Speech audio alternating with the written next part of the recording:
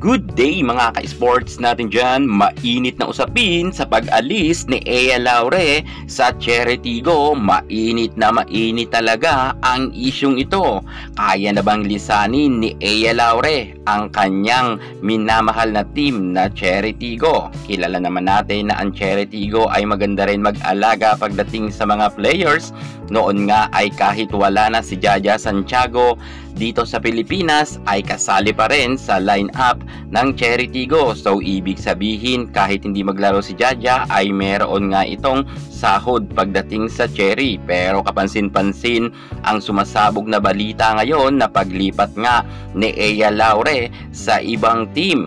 Grabe ang issue ngayon mga ka-sports, at alam nyo ba na hindi lang si Ea Laure ang lilipat sa nasabi nating team, maging ang kanyang kapatid na si EJ Laure ay lilipat rin. Si Buding Duremdes ay meron rin issue na ito ay lilipat. So ibig sabihin kung aalis nga si Ea Laure at EJ Laure, mukhang hihina ang Cherry-Tigo. Sa tingin ko hindi to kayang buhati ni Chang Abi Maraño at ni Ara Galang.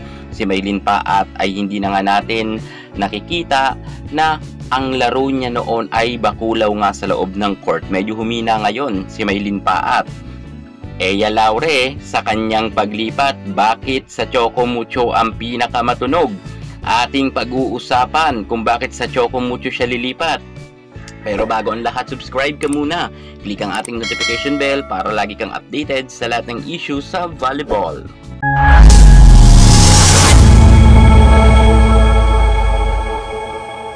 Pag-alis ni Ea Laure sa team ng Cherry-Tigo, ang madalas nga ngayon pag-usapan sa mundo ng volleyball. Mukha talagang pinag-aagawan itong si Ea Laure dahil nga malakas naman talaga ang batang ito, at real talk tayo, magaling talaga siya mga ka-sports pagdating sa larangan ng volleyball. Ngunit bakit ba sa Choco Mucho ang mas matunog na dito siya lilipat? Well, hindi na tayo dapat magtaka dyan. Kitang-kita naman natin ang ebidensya.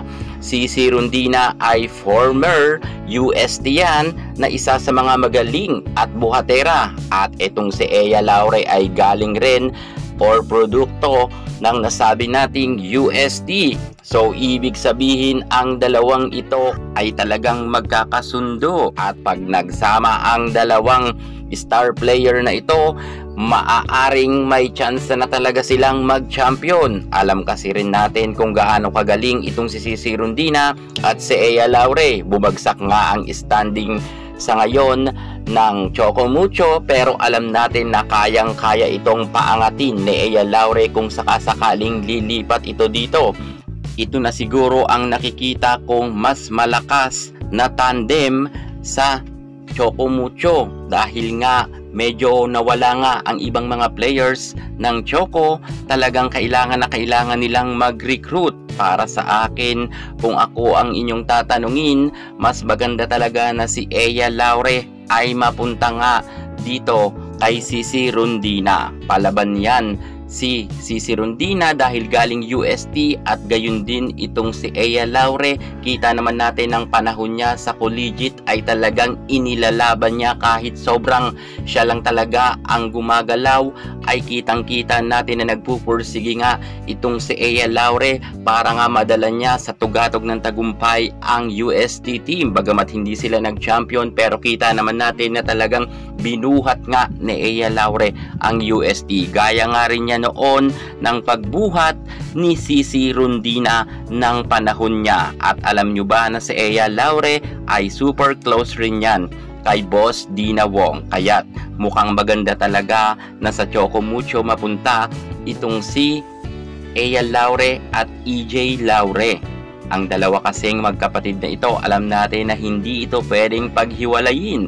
Madalas nga itong magkasama dahil alam rin natin na sabi nga ni Ea Laure, pangarap niya rin na makasama niya ang kanyang ate na naglalaro sa loob ng court. At eto na nga, mukhang mangyayari na naman to mga ka-sports kung sakasakali talagang tuloy-tuloy na ang kanilang paglipat sa Choco Mucho.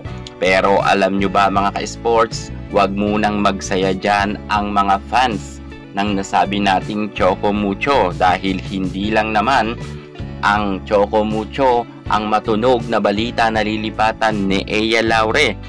Dahil nga duda rin ng ibang mga fans ng Next Led Chameleons ay dito raw lilipat si Ea Laure dahil ang kanyang pinaka-latest daw na upload na kanyang photos sa IG ay nakakulay green daw ito. Wow, grabe talaga itong si Ea Laure. Mukhang halos karamihan ng team ay gusto talaga siyang kunin.